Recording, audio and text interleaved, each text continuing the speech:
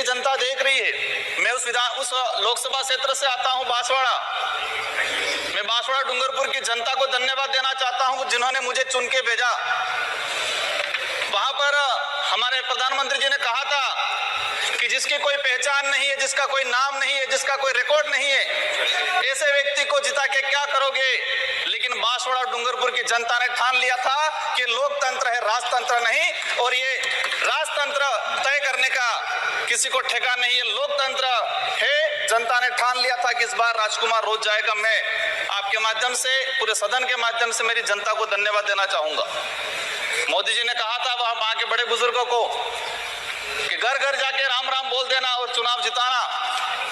वहां के बड़े बुजुर्गों ने ठान लिया और कह दिया था, और मेरे माध्यम से और आपके माध्यम से संदेश पहुंचाया है उन तक। मुझे कहा था मोदी जी को कह देना कि देश के आदिवासियों को उजाड़ने का काम पिछले 10 सालों में हुआ है। देश के अंदर धर्म की राजनीति हुई है। देश में 15 लाख रुपए बेरोजगारों को नौकरी देंगे यूं करके 10 साल राज किया है। इस बार हम सबक सिखाएंगे। और उन्होंने मेरे माध्यम से मैसेज पहुंचाया है कि गुरु गोविंद की धरती है, मावजी महाराज की धरती है, संत सुरमाल महाराज की धरती है। मानगढ़ दाप में 1500 आदिवासी शहीद हुए थे। मोदी जी 2 बार आए, लेकिन मानगढ़ के लिए, आदिवासी समुदाय के लिए एक शब्द नहीं बोल के गए, कुछ नहीं करके गए। तो उन्होंने मैसेज पहुंचाया है कि आदिवासी समुदाय जाग गया है और अब वो आदिवासी समुदाय नहीं रहा जो बहका में आ जाएगा और वोट दे देगा। माननीय सभापति महोदय, जो वर्तमान स्थिति बनी है बजट के अंदर, मैंने देखा धातुओं का खनन को लेकर उद्योगपतियों को टैक्स में छूट दी गई, लेकिन ये खनन कहाँ हो रहा है? धरती पे हो रहा है, हमारे देश में हो रहा है, पहाड़ों में हो रहा है, जंगलों में हो रहा है, और वहां पर जीव जंतु रहता है और आदिवासी समुदाय भी रहता है। लेकिन आदिवासी के समय के आदिवासियों के लिए क्या प्रावधान किया गया? आदिवासी इलाके के अंदर देखा जाए, आदिवासी समुदाय बैठा हुआ है, उसको जमीन का पट्टा नहीं मिला हुआ आज तक, आजादी से पहले से बैठा हुआ है, लेकिन वो जमीन की बात करेगा। सभापति महोदय, यहाँ पर सत्ता को लेके होड़ मची रहती है, सत्ता पाने को लेके बोला जाता है। मैं जो कहना चाह रहा हूं, हमें सत्ता नहीं चाहिए, हमें हमारा अस्तित्व बचाना है, हमारा स्वाभिमान बचाना है, हमारा जल जंगल जमीन बचाना है। और देखा गया देश के अंदर आदिवासी समुदाय जल जंगल जमीन की बात करता है तो उसको नक्सलवाद का ठप्पा दे दिया जाता है, उसको नक्सलवाद के नाम से मारा जाता है।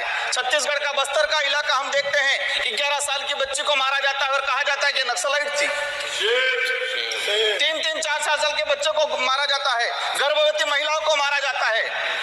आदिवासियों की, जब भी आदिवासी समुदाय अपने हक अधिकार की बात करता है तो उसको नक्सलवाद का ठप्पा लगाया जाता है। सभापति महोदय, आदिवासी समुदाय को, ऐसे समुदाय को फ्री की योजना, हम कहते हैं हमें फ्री की योजना मत दो, हमें हमारा हक दो, जल जंगल जमीन का मालिकाना हक दो। और संविधान के अंदर शेड्यूल 5 के अंदर, शेड्यूल 6 के अंदर जो रिजर्वेशन पॉलिसी लागू की है उसको धरातल पे लागू किया जाए। माननीय सभापति महोदय, मैंने देखा है भाजपा अलग अलग राज्यों में अलग अलग चीज कहती है, कई जगह कहती है बीफ खाओ, कई जगह मत खाओ।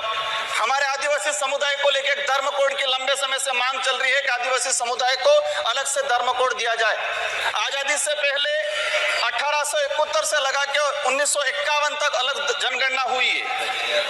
आज आदिवासी समुदाय कोई ईसाई धर्म अपना रहा है, कोई हिंदू धर्म अपना रहा है, अलग अलग जगह बटा हुआ है। आदिवासियों की आइडेंटिटी, उनकी पहचान खत्म हो रही है। आदिवासी समुदाय अपनी पहचान बचाने को लड़ रहा है और लंबे समय से कह रहा है कि आदिवासियों की अलग से जनगणना कॉलम होना चाहिए, धर्म कोड होना चाहिए। झारखंड के अंदर 11 नवंबर 2020 को झारखंड विधानसभा में प्रस्ताव पास हुआ अलग से आदिवासी धर्म कॉलम को लेके। वहां विपक्ष में भाजपा थी और भाजपा ने समर्थन दिया और कहा कि आदिवासी समुदाय धर्म व्यवस्थाओं में भले हिंदू हो ईसाई उसमें नहीं आता है, आदिवासियों की अलग परंपरा रीति रिवाज है, उनको धर्म कोड जारी किया जाए।